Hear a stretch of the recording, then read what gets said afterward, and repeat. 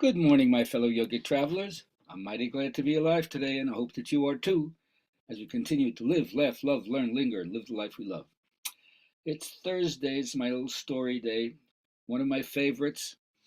It's all about karma, and hard to understand why certain things are the way they are in the world, especially if there's a cause and effect that makes them so. You would think that we would take more responsibility for making it turn out good, but we're ignorant of the consequences of the sequences we lay down.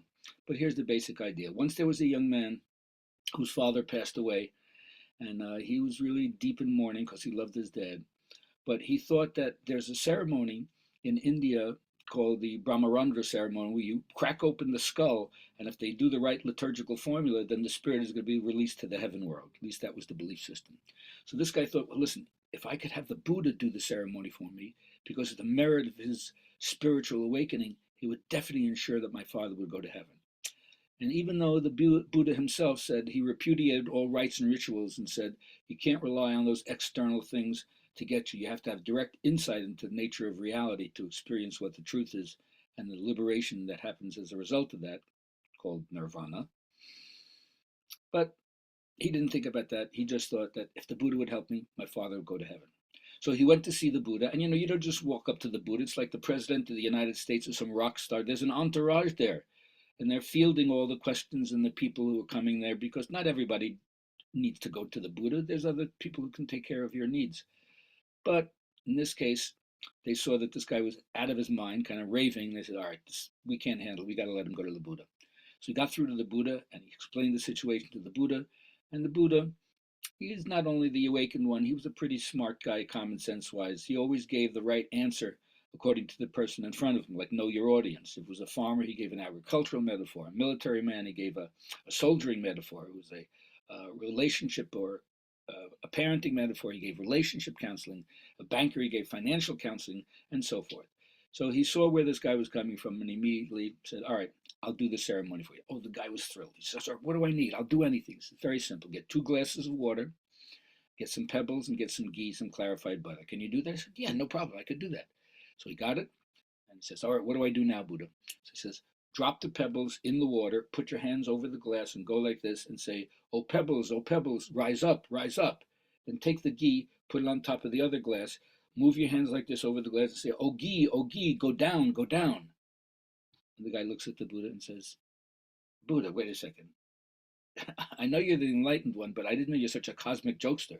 What are you trying to tell me by chanting over the pebbles, oh, pebbles, rise up, rise up? Everybody knows that pebbles are heavier than water. They're going to sink down. And what are you telling me about chanting over the glass with the ghee and say to the ghee, oh, ghee, go down, go down? Everybody knows that ghee is lighter than water. It's going to float on the top.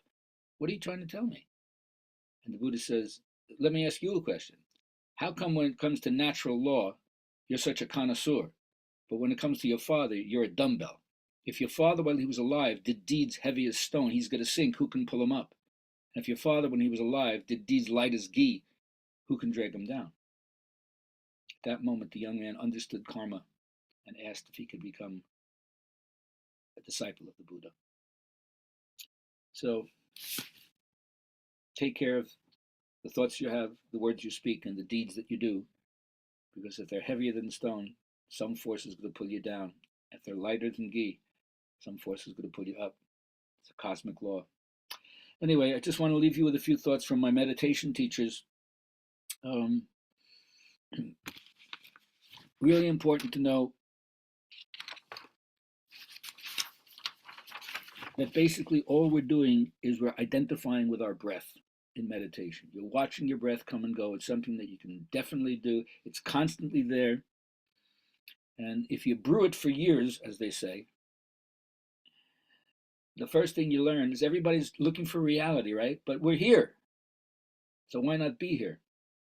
Actually here, completely here. That's because the material plane has some suffering and other stuff, and sometimes we don't want to touch down and really be here. But you can't make it go away. So when you're sitting and allowing things to be just as they are, because they are what they are, whether you like it or not, you don't try to push things and get rid of it, lash out against it, and you don't try to invite it in. You're not seduced by it and attracted by it, and you're not bewildered or forgetful about what you're doing. That's the whole path. It's really simple. And so all of our tasks is to keep our eyes open and not miss the things that are actually here right in front of us, but we're so busy looking for something else. And yet the teachings are telling us another way is possible.